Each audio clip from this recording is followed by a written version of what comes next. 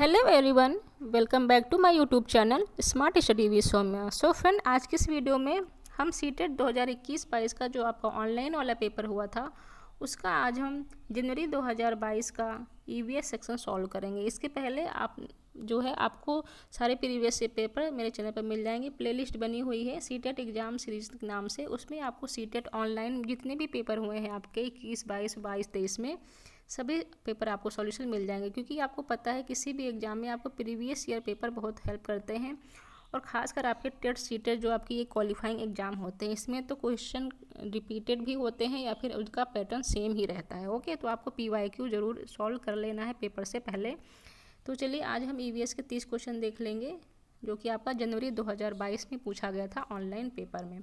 15 number की इसमें आपके कंटेंट के क्वेश्चन आते हैं, मतलब कि एनसीईआरटी से, और 15 आपके पेडागोजी पूछी जाती है। एनसीईआरटी से आपका ईवीएस के क्वेश्चन पूछे जाते हैं सीटेट में, जो कि मैंने अपने चैनल पर आपको पूरी एनसीईआरटी ईवीएस की पढ़ा रखी है क्लास 3 से लेकर क्लास 6 तक। ठीक है, तो आप चैनल पर जाकर प्लेलिस्ट में देख सकते हैं। सीटेट एग्जाम सीरीज नाम से बनी हुई है प्लेलिस्ट, उसमें आप ईवीएस एनसीईआरटी बुक पढ़ सकते हैं फुल, प्लस ईवीएस मैंने टेट और यूपी टेट और सुपर टेट के लिए भी पढ़ा रखा है, उसके टॉपिक भी आप पढ़ सकते हैं। तो अभी तक चैनल को सब्सक्राइब नहीं किया, चैनल से जुड़े नहीं हैं, तो आप सभी सबसे पहले चैनल को सब्सक्राइब कर लीजिए ऐसे ही न्यू अपडेट पाने के लिए, प्लस अपनी बेहतर तैयारी करने के लिए, टेट सीटेट और सुपर टेट की बेहतर तैयारी करने के लिए। और अगर आपको वीडियो पसंद आए, हेल्पफुल लगे, तो वीडियो को एक लाइक ज़रूर कर देना और शेयर जरूर कर दीजिए, जिससे कि आपके जैसे बहुत सारे बच्चे होंगे जिनको एग्ज़ाम देना है तो उन्हें पेपर एनालिसिस, पेपर सॉल्यूशन मिल जाए। क्योंकि सीटेट के जब से ऑनलाइन पेपर होने लगे हैं 2021 और 22 से, तब से आपको इसके पेपर सॉल्यूशन ज़्यादा आपको देखने को नहीं मिलते हैं। ठीक है, तो आपको ऑनलाइन ही पढ़ना पड़ेगा इसका सॉल्यूशन। तो चलिए आज हमारा फर्स्ट क्वेश्चन है ईवीएस का, जो कि आपका जनवरी 2022 में पूछा गया था सीटेट ऑनलाइन में। ओके, 61 क्वेश्चन है। 61 से आपका ईवीएस पार्ट आता है, इसके पहले मैथ और सीडीपी का क्वेश्चन आपके आते हैं। ठीक है, तो इसमें पहला ही क्वेश्चन आपका दूरी से आया है, डिस्टेंस से।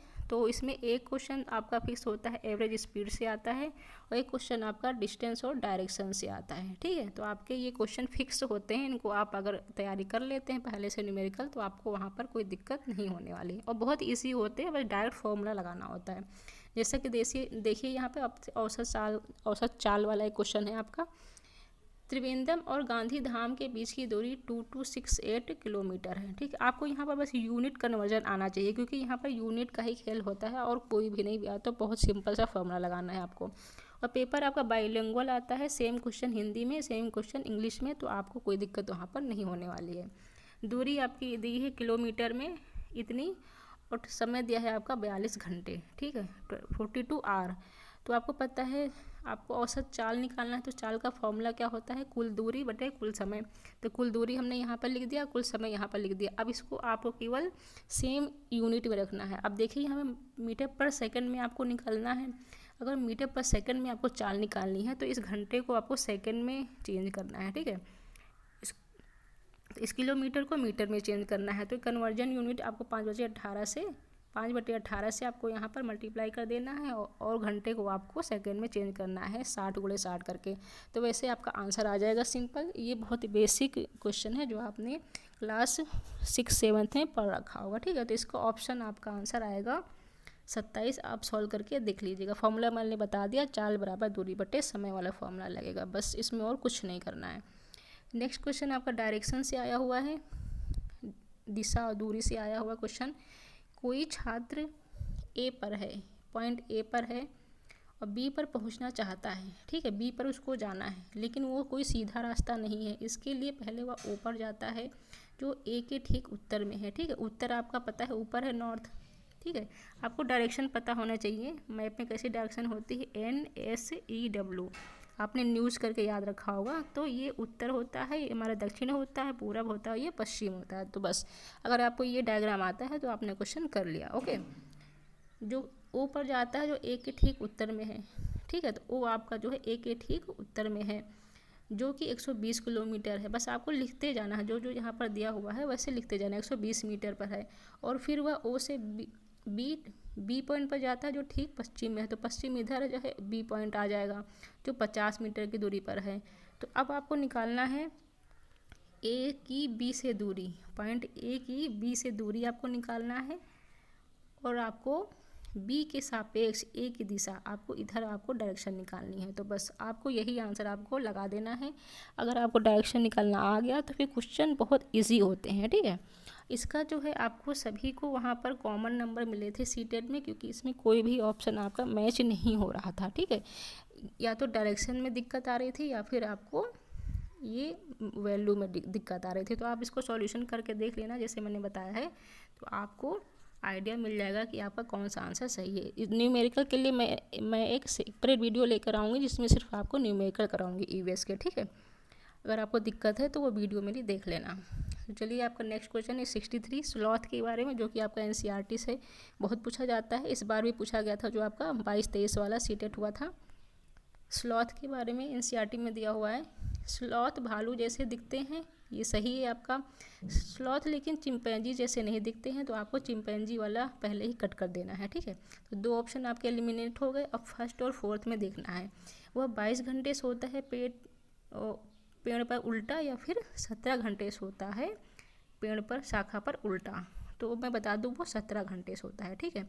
बाकी चीज़ें तो सही हैं, भालू जैसे दिखते हैं, भालू जैसा दिखता है, उल्टा सोता है, ये भी उल्टा लटक कर सोता है, लेकिन ये 17 घंटे सोता है, ना कि 22 घंटे। ओके, तो यहाँ पर आपका ऑप्शन 4 करेक्ट हो गया। 63 का आपका ऑप्शन 4 करेक्ट हो गया। नेक्स्ट क्वेश्चन है 64 आपका दिया हुआ है, ये भी आपका साइंस का क्वेश्चन है। एनसीईआरटी जो है क्लास 6, 7, 8 की आपको साइंस की भी पढ़नी है और ईवीएस में भी ये क्लास 6 का है, ये टॉपिक है, ठीक है। Filtration when you pour milk, चलिए हिंदी में देख लेते हैं। अगर आपको हिंदी इंग्लिश में जो भी लैंग्वेज चाहिए आप कमेंट करके बता दीजिएगा, फिर मैं उसी लैंग्वेज में पढ़ाऊँगी, मुझे कोई दिक्कत नहीं। हिंदी इंग्लिश में तो दोनों में ही आपको समझा दूँगी, ठीक है। जब किसी एक कपड़े पर दूध को उड़ेलते हैं, मलाई उस पर ही रह जाती है, तो इस पृथक्करण की प्रक्रिया को क्या कहते हैं। आपने सभी ने घर में भी करके देखा होगा, आपको पता होगा मेथड ऑफ सेपरेशन। जब आप दूध को किसी कपड़े पर छानते हैं, डालते हैं, तो मलाई तो उसी में रह जाती है, दूध आपका छन के नीचे चला जाता है ग्लास में। तो इस प्रक्रिया को क्या कहते हैं, निस्यंदन, चालन, अवसादन या फिर निस्तारण। इंग्लिश में देख लीजिए, फिल्ट्रेशन कहते हैं, सीविंग कहते हैं, सेडिमेंटेशन कहते हैं या फिर डिकेंटेशन कहते हैं। तो बहुत इजी क्वेश्चन है आपका 64, सिंपल सी बात है, ये फिल्ट्रेशन ही होता है, हम फिल्टर करते हैं, चाहे हम दूध से मलाई अलग करें या फिर चाय से चाय पत्ती, ये दोनों ही आपके फिल्ट्रेशन कहलाते हैं, ठीक है। बहुत ही सिंपल क्वेश्चन था, बट जो है आपका पूछा जाता है। चलिए आगे देखते हैं हम 65 क्वेश्चन आपका गोलकोंडा किला से पूछा गया। ये भी आपका फिक्स क्वेश्चन होता है, इसमें भी आपको डिस्टेंस से रिलेटेड बस एक सिंपल सा आपको मल्टीप्लाई करना होता है बस। कक्षा 5 की पाठ्य पुस्तक में दिए गए गोलकोंडा किले के मानचित्र में 1 सेंटीमीटर बराबर आपका 110 मीटर का दिया हुआ है, ठीक है। ये मैप वाला क्वेश्चन होता है, दूरी को दर्शाता है। इस मानचित्र में फतेह दरवाजे से जमाली दरवाजे की दूरी 10.7 सेंटीमीटर है, तो आपको 10.7 सेंटीमीटर की वैल्यू निकालना है। बस यहाँ पर आपका क्वेश्चन मार्क आ गया, यहाँ पर चाहे x मान लीजिए और दोनों को क्रॉस मल्टीप्लाई करके बस x की वैल्यू निकालनी है, ठीक है। जो भी x की वैल्यू आएगी वही आपका आंसर हो जाएगा। तो ये बहुत ही सिंपल न्यूमेरिकल आते हैं, 2-3 टाइप के यहाँ पर फिक्स होते हैं कि हाँ ये न्यूमेरिकल आएगा ही आएगा, ठीक है। तो आपको पहले ही प्रैक्टिस करके चले जाना, इसीलिए मैं कह रही हूँ PYQ आपके सीटेट में बहुत इंपॉर्टेंट है, ठीक है। 66 क्वेश्चन आपका देखते हैं, ये भी आपका मैप से क्वेश्चन पूछा गया है। A group of 3 states having bay of Bengal on one side, Bengal की खाड़ी के साइड आपके राज्य पूछे गए हैं, कौन कौन से पड़ते हैं। जैसे कि आपको पता है मानचित्र में सबसे नीचे एक तरफ अरब सागर रहता है, पश्चिम की तरफ पूरब की सागर आपका साइड आपका बंगाल की खाड़ी रहता है भारत के मानचित्र में। ये आपका इंडिया का मैप है मान लीजिए, तो ये इधर आपका पूरब के साइड बंगाल की खाड़ी है और पश्चिम के साइड आपका अरब सागर है। तो आपके बंगाल की खाड़ी साइड जो राज्य होते हैं, तटीय राज्य आपके भारत के मानचित्र पे, ये आपसे पूछा गया है, इसमें कौन सा ऑप्शन आपका मैच करता है, ठीक है। तो आंध्र प्रदेश, महाराष्ट्र आपका पश्चिमी साइड पड़ता है, तो ये नहीं होगा। केरल, तमिलनाडु, आंध्र प्रदेश, उड़ीसा या फिर केरल, कर्नाटक, इसमें कौन सा ऑप्शन सही हो जाएगा 66 का आपका। तो मैं बता दूं केरल भी आपके पश्चिमी साइड पड़ता है, ठीक है, तो इसलिए नहीं होगा। केरल इसमें भी आ गया तो ये वाला भी कट गया। तो आपका बच्चा उड़ीसा, आंध्र प्रदेश और तमिलनाडु, ये आपके बंगाल की खाड़ी साइड आपके राज्य पड़ते हैं। आपके इंडिया के मैप में, ठीक है। इंडिया का मैप भी आपको देकर जाना है। 1 से 2 क्वेश्चन पूछे जाते हैं, हर साल पूछे जाते हैं, ये सब फिक्स क्वेश्चन होते हैं, ठीक है। अब नेक्स्ट क्वेश्चन आपका है, इसमें भी दिशा निकालने के लिए आपका आया है। मान लीजिए आप मध्य प्रदेश में हैं, मध्य प्रदेश की आपको अब लोकेशन पता होना चाहिए इंडिया के मैप में, ठीक है। अगर आपने इंडिया का मैप नहीं देखा है तो फिर आप नहीं कर पाएंगे। मध्य प्रदेश इंडिया के मैप में बिल्कुल सेंटर में आता है। इस राज्य के सापेक्ष किस दिशा में हमारे देश के सर्वाधिक घने जंगल हैं। अब आपको ये भी पता होना चाहिए कि सर्वाधिक घने जंगल हमारे किस राज्य में पाए जाते हैं, तभी आप मध्य प्रदेश से उसकी डायरेक्शन निकाल पाएंगे। इसका मतलब एक तो आपको मध्य प्रदेश की लोकेशन पता होना चाहिए इंडिया के मैप में, दूसरा आपको ये भी पता होना चाहिए कि कौन से राज्य में सबसे ज़्यादा जंगल पाए जाते हैं, तभी तो आप उसकी दिशा निकाल पाएंगे, राज्य का नाम पता होगा तो, है ना। तो इसका 67 का आपका ऑप्शन 2 करेक्ट हो जाएगा। आपके पूर्वोत्तर साइड में आपके मिजोरम, मेघालय, ये जो राज्य होते हैं भारत के मानचित्र में, यहाँ पर घने जंगल ज़्यादा पाए जाते हैं, ठीक है। तो मध्य प्रदेश आपका महाराष्ट्र साइड पर जाता है पश्चिमी में, तो आपका इधर उत्तर पश्चिम आपका दिशा हो जाएगा, ठीक है। सॉरी, उत्तर पूर्व दिशा आपका हो जाएगा। ऑप्शन 2 यहाँ पर करेक्ट हो गया 67 का। आपको इंडिया का मैप देख लेना है, बस आपको सब आ जाएगा। माउंट एवरेस्ट की आपकी ऊंचाई पूछी गई है, आप सभी को पता होगा, आपने पढ़ रखा होगा, बेसिक क्वेश्चन है ये। माउंट एवरेस्ट की ऊंचाई कितनी होती है? वैसे तो होती है माउंट एवरेस्ट की ऊंचाई 8,848, लेकिन आपको ऑप्शन में नहीं दिख रहा है, तो आप ये 50 वाला, उसके आसपास वाला आंसर लगा सकते हैं, अप्रॉक्सी, ठीक है, 8,850। नेक्स्ट क्वेश्चन है आपका 69 क्वेश्चन, टूटता तारा क्या होता है? ये भी आपका एनसीईआरटी क्लास 6 का क्वेश्चन है आपका, ज्योग्राफी, जो आपकी क्लास 6 की एनसीईआरटी है ज्योग्राफी की बुक, तो उसमें आपकी आ जाता है ये क्वेश्चन। टूटता तारा क्या होता है? कोई तारा होता है, धूमकेतु होता है, उल्का होता है, या क्षुद्र ग्रह होता है? स्टार होता है, कोमेट होता है, मीटियोर होता है, या फिर एस्टेरॉयड होता है? जो टूटता तारा होता है, आपने आकाश में देखे होंगे टूटते तारे को, तो क्या कहते हैं, ये आपसे पूछा गया है। तो वो उल्का पिंड होते हैं, ठीक है, आपके मीटियोर होते हैं। नेक्स्ट क्वेश्चन 70, खेजाड़ी ट्री आपके राजस्थान के बारे में आया है। इसकी पूरी स्टोरी आपके एनसीईआरटी बुक में दी हुई है, वहीं से सारे पॉइंट यहाँ से पूछे गए हैं, ओके। तो देख लेते हैं हमारा क्या क्वेश्चन है। खेजड़ी वृक्ष के बारे में आपको कथन पर विचार करना है। यह वृक्ष मुख्यतः रेगिस्तान में पाया जाता है, सही है। इसे उगने के लिए अधिक जल की आवश्यकता नहीं होती, हाँ ये भी सही है, क्योंकि वहाँ जल ज़्यादा पाया ही नहीं जाता रेगिस्तान में, तो आवश्यकता होगी तो वहाँ पे उगेगा ही नहीं, है ना। तो इसे कम आवश्यकता होती है जल की, इसलिए तो रेगिस्तान में ये उगते हैं। ये वृक्ष अपने तने से जल संचित करता है, जिसका उपयोग आवश्यकता पड़ने पर किया जाता है, ये भी सही है। इस वृक्ष की छाल का उपयोग दवाइयों के बनने में किया जाता है, ये भी सही है।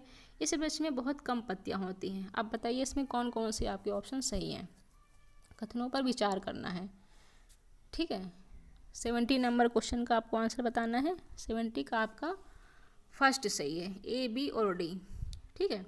ई वाला भी गलत है और आपका सी वाला भी गलत है, क्योंकि मैंने इसको आपको पूरा पढ़ा नहीं था, आपको ध्यान से पढ़ना है इसको। यह वृक्ष अपने तने से जल संचित करता है, ये तो सही है, लेकिन इसका उपयोग आवश्यकता पड़ने पर किया जाता है, ये वाला आपका गलत हो गया, इसीलिए आपका जो है ये सी वाला भी गलत हो गया। सी और ई आपका यहाँ पर कथन गलत था, बाकी ए, बी और डी आपका सही था, ठीक है। ऑप्शन 1 यहाँ पर करेक्ट हो गया। ध्यान से पढ़ना है, एनसीईआरटी में पूरा इसके बारे में पॉइंट टू पॉइंट दिया हुआ है, सेम वही यहाँ पर पूछ लिया गया है। फिर नेक्स्ट क्वेश्चन आपके घर से, शेल्टर से पूछे जाते हैं। विभिन्न प्रकार के घर जो राज्यों में पाए जाते हैं, ये पूरा एनसीईआरटी में मैंने पढ़ा रखा है, आप पढ़ सकते हैं, तभी आप ये क्वेश्चन सॉल्व कर पाएंगे, ठीक है।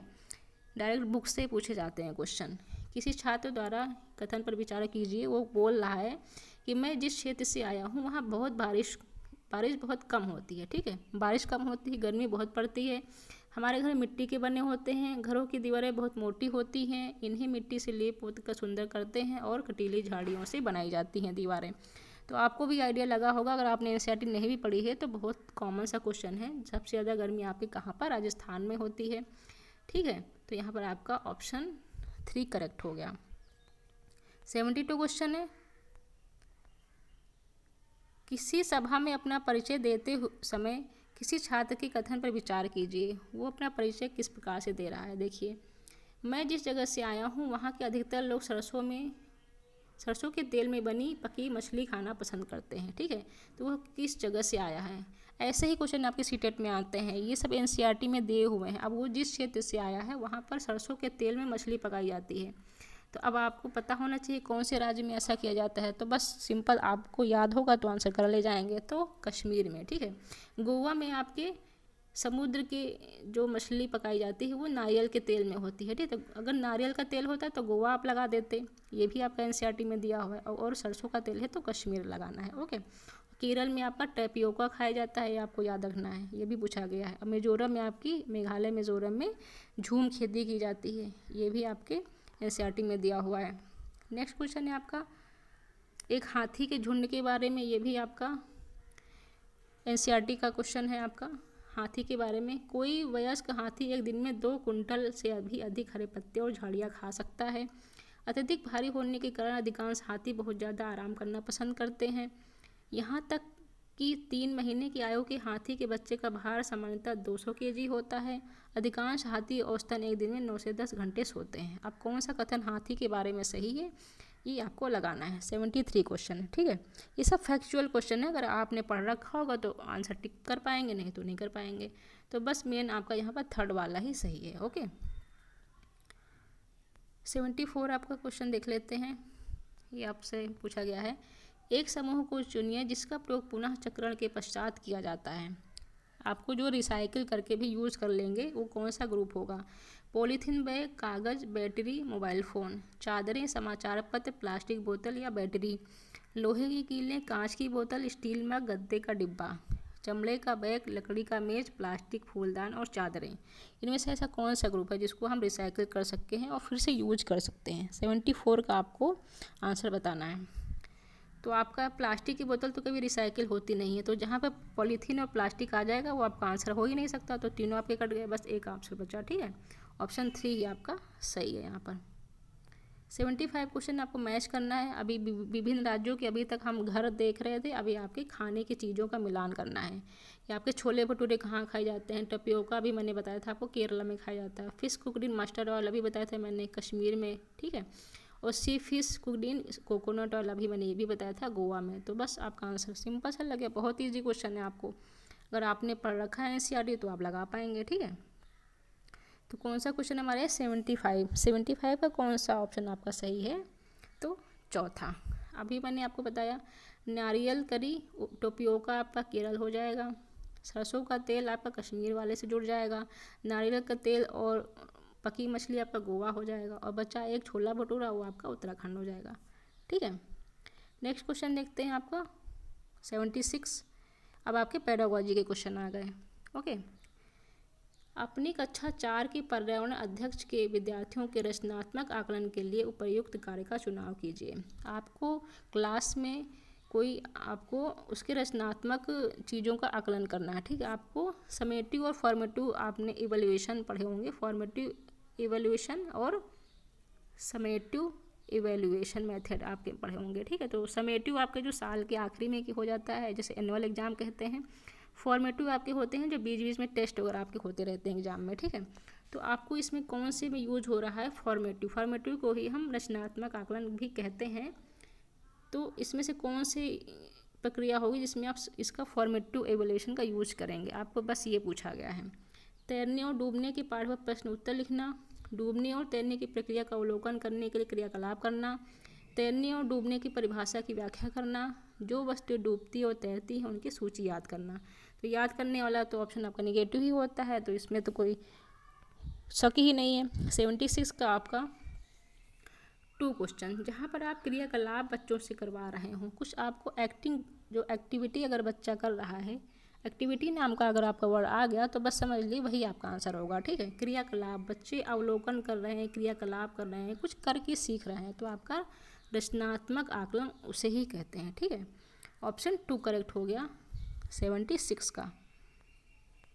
77 पूछा गया आपका पर्यावरण अध्ययन के शिक्षण में कला एवं कौशल का समावेश करना चाहिए क्योंकि वह प्रोत्साहित करता है। क्या प्रोत्साहित करता है, कला और कौशल का समावेश क्यों करना चाहिए पर्यावरण अध्ययन में, ये आपसे पूछा गया है। सृजनात्मकता को बढ़ाता है, सहपाठी सीखने को, कक्षा में अनुशासन को बढ़ाता है, या फिर समावेशन को बढ़ाता है। 77 का आपका आंसर क्या होगा, 77 का आपका होगा ऑप्शन 4। क्यों? सृजनात्मकता तो बढ़ाएगा, क्रिएटिविटी बढ़ेगी जब आप कला और कौशल को समावेश करेंगे। सही बात है, सहपाठी भी सीखेंगे और समावेशन भी होगा। इंक्लूसिव एजुकेशन इसी को कहते हैं। लेकिन कक्षा में अनुशासन जरूरी नहीं है कि आप कला और कौशल का यूज करें आप क्लास में तो अनुशासन ही बना रहे, इसका अनुशासन से कोई मतलब नहीं है। ठीक है, तो ए, बी और डी आपका ऑप्शन सही हो गया। 77 का ऑप्शन 4 करेक्ट हो गया। 78 आपका क्वेश्चन है, कक्षा 4 के विद्यार्थियों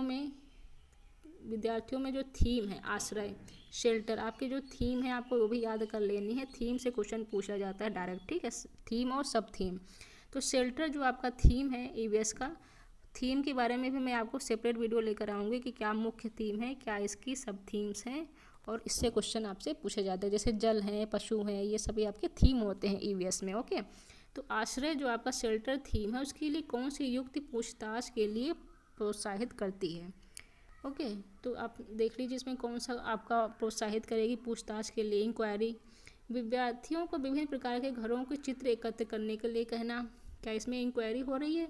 विभिन्न प्रकार के आश्रयों को चित्र साझा करना, विभिन्न मकान निर्माण स्थलों पर जाने के उपरांत विद्यार्थियों को अपने अनुभवों को सुनाने के लिए कहना, देश के विभिन्न आश्रयों पर एक पावर पॉइंट प्रस्तुति दिखाना। तो किस पर बच्चे ज़्यादा प्रश्न पूछेंगे बताइए। पूछताछ करने के लिए इसमें कौन सा सेंटेंस आपका ज़्यादा प्रभावी रहेगा, इन चारों में से ये आपसे पूछा गया है 78 में। तो 78 में आपका जहाँ पर आपका अनुभव वर्ड आ जाए बस वही समझ लीजिए आपका आंसर हो गया सीटेट का। ठीक है, आप जो है जब बच्चे अनुभव करेंगे, अपने अनुभवों को बताएंगे तो उसमें ज़्यादा क्वेश्चन आंसर करेंगे, बच्चे भी पूछेंगे क्वेश्चन, आप भी पूछेंगे, तो इससे रिलेटेड इससे अच्छा ऑप्शन आपका कोई और हो ही नहीं सकता है इसमें। तो ठीक है, तो आपका ऑप्शन 3 यहाँ पर करेक्ट हो गया। 79 क्वेश्चन है, प्राथमिक कक्षाओं का पर्यावरण अध्ययन वह विषय क्षेत्र है जिसमें एकीकरण है। आपको पता है ईवीएस की बुक आपकी क्लास 1 और 2 में नहीं है। ठीक, क्लास 3 से स्टार्ट होती है आपकी एनसीईआरटी की बुक। ठीक है, 3 से लेकर 5 तक। तो इसमें 6 क्लास में आपका यही ज्योग्राफी बन जाती है, साइंस आ जाता है। तो आपका क्लास 3 से 5 तक जो आपकी ईवीएस की बुक है उसमें कौन कौन से सब्जेक्ट समाहित होते हैं। ईवीएस में ही आपको 3 सब्जेक्ट पढ़ा दिए जाते हैं, बाद में 6 क्लास से वो अलग अलग हो जाते हैं। ठीक है, तो उसमें आपको ईवीएस में विज्ञान, सामाजिक विज्ञान और पर्यावरण 3 चीज़ आपको पढ़ाई जाती हैं। 3 फील्ड आपके होते हैं ईवीएस में, जो कि आपकी प्राथमिक कक्षाओं में पढ़ाया जाता है। प्राथमिक कक्षा का मतलब ही है आपकी क्लास 1 से 5, लेकिन क्लास 1 से 5 तक बुक नहीं होती है ईवीएस की, आपकी क्लास 3 से 5 तक होती है ईवीएस की बुक। ये चीज़ आपको पहले याद रखना है। ठीक है, क्वेश्चन नंबर 80 आपका है, निम्न में से प्राथमिक स्तर के पर्यावरण अध्ययन का क्या उद्देश्य है। जो प्राथमिक लेवल पर हम पर्यावरण पढ़ाते हैं बच्चों को, तो क्यों पढ़ाते हैं ये आपका पूछा गया है। लैंगिक भेदभाव से संबंधित मुद्दों पर सीखने वालों को संवेदनशील बनाना, सही हो सकता है। स्थानीय उपलब्ध सामग्रियों से सरल प्रारूपों का विकास करना, विद्यार्थियों को उच्च प्राथमिक के लिए हमें नहीं तैयार करना बच्चों को, विद्यार्थियों को उनके आस पड़ोस में उपलब्ध व्यावसायिक विकल्पों की ओर अभिमुख करना। अब क्लास 1 से 5 तक का बच्चा क्या व्यवसायिक क्या सीखेगा, अभी तो बस उसको आस पड़ोस से जोड़कर चीज़ें उसको अभी सिखानी चाहिए। अभी वो व्यवसाय के बारे में थोड़ी ना सोचेगा। तो फिर आपको कौन सा ऑप्शन सही लग रहा है इसमें 80 वाले में। 80 क्वेश्चन में आपका ऑप्शन सही होगा ऑप्शन 1। सबसे अच्छा आपको जो ऑप्शन चुनना होता है सीटेट में। ठीक है, संवेदनशील बनाना उसको लैंगिक अभी मैं बता दूं आपको कि ईवीएस में बहुत तरीके की आपको लेडीज़ आपकी गर्ल्स जो पर्सनैलिटी हैं, स्टार जिसे बोलते हैं, गर्ल स्टार के बारे में बहुत सारी उसमें कविताएं कहानियां हैं। चाहे आप कल्पना चावला की ले लो, सुनीता विलियम की ले लो, तो उसमें अलग अलग जो है आपकी जो सेलिब्रिटी हैं उनके बारे में इसलिए बताया गया है जिससे कि आपको ये पता चले कि लैंगिक जो है कहीं ना कहीं महिलाएं भी पुरुषों से आगे थीं। उसमें ज़्यादातर आपको महिलाओं की कहानियाँ दी हुई हैं ईवीएस की बुक में और पूछी भी जाती हैं, इसलिए आपको लैंगिक भेदभाव के बारे में नॉलेज मिले और उनके प्रति आप संवेदनशील बने। ठीक है, आप भी वो गुण अपने अंदर लाएं, इसलिए बच्चों को ईवीएस पढ़ाया जाता है, छोटे बच्चों को। ठीक है, प्राथमिक लेवल पर। 81 क्वेश्चन है आपका, शिक्षिका ने अपने विद्यार्थियों को भोजन के रूप में ग्रहण किए जाने वाले पौधों के विभिन्न भागों जैसे जड़, तना एवं पुष्प के नाम जानने के लिए अपने परिवार के सदस्यों से परामर्श करने के लिए कहा। इस क्रियाकलाप की अभिकल्पना की गई है। तो क्यों कहा उसने? अब शिक्षिका ने अपने जो क्लास के बच्चे हैं, टीचर ने बच्चों से कहा कि तुम घर पर जाओ और जो पेड़ के विभिन्न भाग होते हैं, जैसे जड़ होता है, तना होता है, इन सब के बारे में अपने फैमिली वालों से डिस्कस करो। तो क्यों कहा? इससे वो क्या करवाना चाहती है बच्चों से, ये पूछा गया आपसे। अनुभवात्मक सीखने को प्रोत्साहन करने के लिए हो सकता है आंसर। भोजन से संबंधित संपत्तियों को सीखने को प्रोत्साहित करने के लिए, पाठ को अधिक आनंददायी बनाने के लिए, नहीं, इसका तो कोई और भी तरीका हो सकता था, रुचिपूर्ण बनाने के लिए, विद्यार्थियों को भोजन के विषय में खुले मन से खोज करने के लिए अनुमति देना। तो कौन सा सही होगा? 81 का आपको सबसे अच्छा आंसर क्या हो सकता है? तो अच्छा आंसर आपका पहला है, प्रोत्साहित करने के लिए। भोजन से संबंधित जो भी चीज़ें होती हैं उसके बारे में वो जानेगा, समझेगा। तो ऑप्शन 2 नहीं, ऑप्शन 1 सही है। अनुभव भी यहाँ पर जोड़ा जाएगा, ठीक है। अनुभव और प्रोत्साहित 2 वर्ड आपके पॉजिटिव यहाँ पर मिल रहे हैं, तो आपको ऑप्शन 1 के साथ जाना है, ठीक है। प्रोत्साहित तो यहाँ पर सही था, लेकिन आपको भोजन से संबंधित जरूरी नहीं है सिखाना है उसको यहाँ पर पेड़ पौधों की जानकारी दी जा रही है, पौधों के भागों के बारे में, ठीक है। तो आपका अनुभव भी जुड़ जाएगा इसमें। ऑप्शन 1 करेक्ट हो गया 81 का। चलिए अपना 82 क्वेश्चन देखते हैं। और वीडियो अगर आपको यहाँ तक पसंद आ रही है, आपको समझ में आ रहा है, या आपको लग रहा है कि हाँ इससे कुछ मुझे सीखने को मिल रहा है, इन्फॉर्मेशन मिल रही है, तो प्लीज़ आप एक लाइक ज़रूर कर दीजिए। इससे हमें एक मोटिवेशन मिलता है। और शेयर कर दीजिए, क्योंकि बहुत सारे बच्चों को ज़रूरत होती है, जो कि ऑनलाइन सीटेट पेपर का सॉल्यूशन आपको उतनी जल्दी यूट्यूब पर या फिर किसी बुक में तो श्योरली आपको नहीं मिलने वाले हैं, ठीक है। तो आप एक अच्छी प्रिपरेशन के लिए और भी बच्चों की हेल्प कीजिए और सब्सक्राइब कर लीजिए, चैनल से जुड़ जाइए, आपको अच्छी प्रिपरेशन हो जाएगी यहाँ पर इस चैनल पर। चलिए देखते हैं नेक्स्ट क्वेश्चन आपका 82 क्वेश्चन है। दृष्टिबाधित विद्यार्थियों को पर्यावरण अध्ययन पढ़ाने के लिए कौन सी सर्वाधिक उपयुक्त आपका मेथड होता है? तो कक्षा में मिश्रित सहपाठी समूह बनाएं, सभी तरीके के बच्चों का ग्रुप बना दें। ग्रुप बनाने से क्या होगा? किसी कार्य को पूरा करने के लिए अधिक समय दें, नहीं, अधिक समय दें ये तो नेक्स्ट लास्ट स्टेप आता है, लेकिन सबसे अच्छा आंसर आपको देखना है। किसी भी कार्य को भागों में बांटें और प्रत्येक भाग को अलग पढ़ाएं। तो सही नहीं लग रहा है ये, तो स्पर्शी शिक्षण अधिगम सामग्री का अधिक उपयोग करें। आप बताइए इसमें सबसे अच्छा आंसर क्या हो सकता है 82 का? तो 82 का सही बात है, इसमें आंसर आपका 4 के साथ जाएगा, क्योंकि अलग करके हमें नहीं पढ़ाना, हमें बच्चों को हमेशा एक साथ पढ़ाना, जो कि समावेशी शिक्षा भी कहता है। अलग से समूह ग्रुप बना देंगे तो भी उससे कोई मतलब नहीं, जब तक हम बच्चों को सिखाएंगे नहीं। तो हमें TLM आपने पढ़ा होगा, टीचिंग लर्निंग मटेरियल। अगर किसी बच्चे को दिक्कत है देखने में, सुनने में, तो उसके हिसाब से उसको शिक्षा सामग्री यूज करिए ना, उसको अच्छे से पढ़ाइए, उपयोग कीजिए। तो ऑप्शन 4 के साथ जाएंगे यहाँ पर, ठीक है। ऑप्शन 4 यहाँ पर सही हो गया 82 का। 83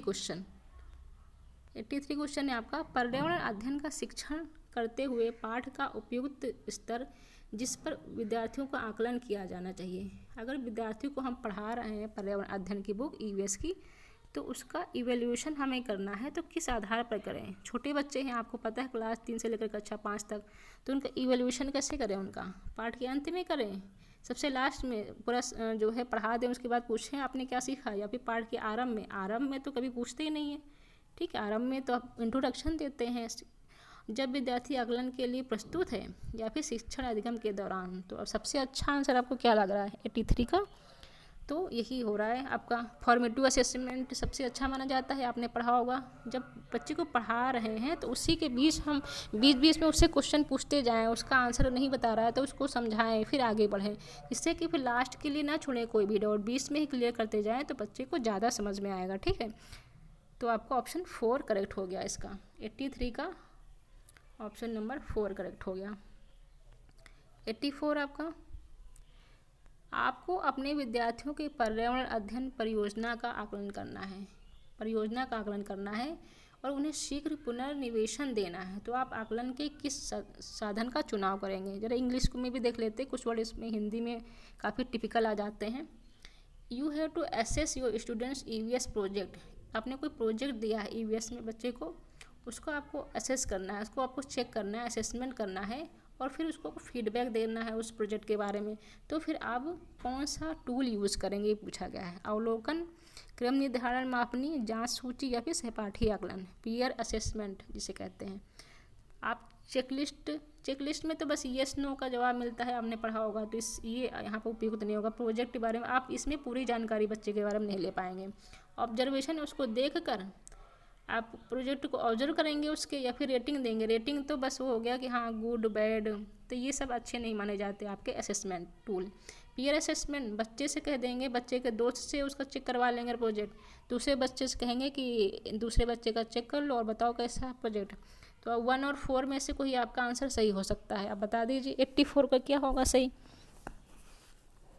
84 में हम जाए हैं, 84 का ऑप्शन आपका हो जाएगा सही। ऑब्जर्वेशन भी नहीं होगा, रेटिंग स्केल भी नहीं होगा, और पीयर असेसमेंट भी नहीं होगा। छोटे बच्चे क्या एक दूसरे की कॉपी चेक करेंगे, तो चेक लिस्ट के साथ हम जाएंगे यहाँ पर जांच सूची के हिसाब से, ठीक है। तो छोटे बच्चे हैं उसमें तो बस हम ये एक यस और नो के आधार पर ही उसका जो है असेसमेंट कर लेंगे। कोई बहुत बड़ा बच्चा तो नहीं, क्लास 3 से लेकर कक्षा 5 तक का बच्चा है, तो उससे कुछ क्वेश्चन पूछ लेंगे और यस नो सिंपल आंसर वो दे देगा, तो आप चेक हो जाएगा, ठीक है। तो जांच सूची के साथ जाएंगे इसमें। 84 का ऑप्शन 3 यहाँ पे करेक्ट है, check list. Okay, confirm. Next question 85, objective of assessment. EVS में जो हम असेसमेंट करते हैं वो किस लिए करते हैं और इसका क्या ऑब्जेक्टिव होता है। पर्यावरण अध्ययन में सीखने का आकलन करने का उद्देश्य क्या है। शिक्षक विद्यार्थियों को उपलब्धियों के विषय में जानकारी एकत्र करें, उसने क्या क्या उपलब्धियाँ की हैं। यह मूल्यांकन की अपेक्षा शिक्षण का एक मार्ग है। यह विद्यार्थियों द्वारा नवीन तथा नया ज्ञान में दक्षता प्राप्त करने की प्रगति में के विषय में प्रतिपुष्टि देता है। यह विद्यार्थियों के सीखने के बारे में सूचना देता है जिससे अगले चरण में उन्हें सहारा दिया जा सके। तो बताइए इसमें क्या होता है, क्यों आकलन करते हैं पर्यावरण अध्ययन में बच्चों का, जो छोटे बच्चे होते हैं। 85 का आंसर क्या होगा। 85 का हमारा जो है फर्स्ट के साथ ही हम जाएंगे, जिससे बच्चों की उपलब्धियों के बारे में हमें जानकारी मिले कि उन्होंने क्या सीखा, ठीक है। सिर्फ इतना हमारा मोटिव होता है। Teacher gather information about student achievement. Option 1 हमारा करेक्ट हो जाएगा यहाँ पर। 85 का ऑप्शन 1 करेक्ट हो गया, ठीक है। 86 क्वेश्चन, 86 क्वेश्चन में पूछा गया है प्राइमरी क्लास जो कि क्लास 1 to 5th होता है will consist of each of the following stages according to NAP 2020। आपको बता दूं मैं NAP 2020 जो नया शिक्षा आयोग आपका नई शिक्षा नीति 2020 आई थी, उससे आपके 2021-22 और 22-23 दोनों साल पूछे गए हैं, क्योंकि ये नया आपकी शिक्षा नीति थी और इसलिए ऑनलाइन एग्जाम जितने भी हुए हैं इससे क्वेश्चन पूछे जाते हैं। NAP 2020 और NCERT 2022, जो कि मैंने अलग से वीडियो में एक सिंगल वीडियो में अलग अलग पढ़ा रखा है आपको NAP 2020 और NCERT 2005। तो आप चैनल पर जाकर प्लेलिस्ट में पढ़ सकते हैं, ठीक है। तो यहाँ पर NEP 2020 के अनुसार जो है पर आपको पूछा गया है कि क्लास 1 से कक्षा 5 तक कौन से स्टेज पर आता है। ये आपकी प्रिपरेटरी स्टेज होती है, मिडिल स्टेज होती है या फिर फाउंडेशनल स्टेज होती है। क्लास 1 से 5 तक की कौन सी स्टेज पर आती है, तो ये आपको मैंने पढ़ा रखा है। 86 का आंसर क्या होगा, तो ये होगा आपका प्रिपरेटरी और फाउंडेशनल स्टेज, ठीक है। क्लास 1 से 5 आपका जो है दोनों स्टेज में आ जाता है। मैं बता दूं क्लास 1 और 2 आपका फाउंडेशनल स्टेज आ जाती है, क्लास 3 से लेकर 5 तक आपका प्रिपरेटरी स्टेज होती है। तो दोनों ही आपके स्टेज यहाँ पर काउंट हो रहे हैं, ठीक है। तो A और C के साथ जाएंगे, ऑप्शन 3 आपका यहाँ पर करेक्ट हो जाएगा। 87 क्वेश्चन है आपका, प्राथमिक स्तर पर निम्न में से कौन सी प्रक्रिया कौशल नहीं है। क्या प्रक्रिया कौशल नहीं है प्राथमिक स्तर पर, ये नहीं वाला क्वेश्चन आपको ध्यान से देखना है। निगेटिव क्वेश्चन, मानचित्रण। प्राथमिक क्लास में आप मैपिंग सिखाते हैं क्या। क्रियाशील परिवर्तनों को परिभाषित करना, परिकल्पना की जांच करना, टेस्टिंग हाइपोथेसिस, तथ्यों को अनुसरण करना। हाइपोथेसिस तो एक बड़े क्लास की बात हो गई, तो प्राइमरी लेवल पर आप क्या इसको यूज़ करते हैं। 87 में नहीं यूज़ करते हैं, तो आपका यही आपका नहीं वाला ऑप्शन पूछा गया था, ठीक है। तो आपका ये नहीं यूज़ करते हैं। हाइपोथेसिस टेस्टिंग आप प्राइमरी क्लास में नहीं यूज़ करते हैं अपना प्रक्रिया कौशल के रूप में। बच्चे को तो पता ही नहीं होगा कि हाइपोथेसिस होता क्या है। ये तो प्रॉब्लम सॉल्विंग का आपका एक स्टेप होता है जो हायर क्लास में यूज़ होता है। ओके, 88 क्वेश्चन है आपका, अभी मैंने आपको बताया था थीम और सब थीम बहुत ही इंपॉर्टेंट है आपकी, डायरेक्ट यहाँ से पूछ लिया जाता है, तो इस पर आप सेपरेट वीडियो में आप देख सकते हैं, मैंने बना रखा है। थीम परिवार और मित्र, फैमिली एंड फ्रेंड्स एक आपकी थीम है, इसमें से इसकी आपकी उप थीम पूछी गई है। मेन थीम आपकी है फैमिली एंड फ्रेंड्स, ये आपकी मेन थीम है। इसमें आपकी सब थीम आती है, वो कौन सी है इनमें से ये आपको बताना है। फैमिली एंड फ्रेंड्स की सब थीम का नाम आपको यहाँ पर बताना है। 88 का क्वेश्चन आपको आंसर देना है, 88 का। तो मैं बता दूँ इसकी सब थीम आपकी जो है 88 का 2 वर्क एंड प्ले, क्योंकि फूड और वाटर एक तो आपका मेनली जो है मेन थीम है, ये सब थीम नहीं है, ठीक है। तो ये भी आपकी मेन थीम है, थिंग्स वी मेक डू, तो सब थीम आपकी वर्क एंड प्ले होती है। तो आपका कार्य और खेल आपकी सब थीम आती है। परिवार और मित्र का जो आपका उप थीम है वो है आपका कार्य और खेल, ये आपके मेन थीम है। चीज़ों जो हम बनाते हैं भोजन और जल, ये आपकी मेन थीम में आती है, ठीक है, सब थीम नहीं होती है। 89 क्वेश्चन आपका आज का सेकंड लास्ट क्वेश्चन आपका, निम्न में से अपसारी प्रश्न है जो पर्यावरण अध्ययन की शिक्षक का अपनी छात्राओं को सृजनात्मक क्षमता को प्रोत्साहित करने के लिए पूछेगी। क्रिएटिविटी, इसमें से कौन सा ऐसा क्वेश्चन है जिससे कि आपका बच्चे की क्रिएटिविटी पता चलेगी, डाइवर्जेंट थिंकिंग का पता चलेगा। ओपन एंडेड क्वेश्चन होते हैं ये, ठीक है, जो ओपन एंडेड क्वेश्चन होते हैं जिनका एक से ज़्यादा आंसर बच्चे दे सकते हैं, और ये आपकी क्रिएटिविटी को बढ़ावा देते हैं बच्चों में। और जो क्लोज एंडेड क्वेश्चन होते हैं उनका जो है एक सिंगल आंसर में जवाब होता है। जैसे कि आपसे किसी ने पूछा भारत की राजधानी क्या है, तो बच्चे ने बोला दिल्ली, तो वो क्लोज एंडेड क्वेश्चन हो गया, सिंपल। उसने अगर रटा हुआ याद किया हुआ तो बता लेगा। लेकिन ओपन एंडेड में उसको अपना विचार देना पड़ता है, मत देगा, वो सोचेगा पहले आंसर का, ठीक है, तो विभिन्न तरीक़ों से वो आंसर दे पाएगा। तो इसे ओपन माइंडेड क्वेश्चन कहते हैं और ये अच्छे माने जाते हैं, ठीक है। तो यही आपसे पूछा गया कि कौन सा इसमें ओपन एंडेड क्वेश्चन है, तो देख लेते हैं हमारा कौन सा होगा। मृदा में प्याज के बीजों को बोने से लेकर काटने तक के चरण कौन कौन से हैं, तो ये तो नहीं होगा ओपन एंडेड, इसमें तो बच्चे स्टेप बाय स्टेप याद कर सकता है और बता सकता है इसका, तो ठीक है। दिल्ली जैसे शहरों में वायु प्रदूषण को कम करने के लिए आप क्या कदम उठाएंगे, ठीक है, हो सकता है ओपन एंडेड, इसमें बहुत सारे अपने अपने विचार बच्चे दे सकता है। लवण की विलयन से आप लवण कैसे पृथक करेंगे, आई थिंक ये भी एक सिंपल आप प्रोसेस का नाम बता देंगे बस। पत्तियों का रंग हरा क्यों होता है, सिंपल क्लोरोफिल की वजह से, वन वर्ड आंसर है। तो इसमें ओपन एंडेड कौन सा आपका क्वेश्चन होगा जिसके एक से ज़्यादा आंसर हो सकते हैं।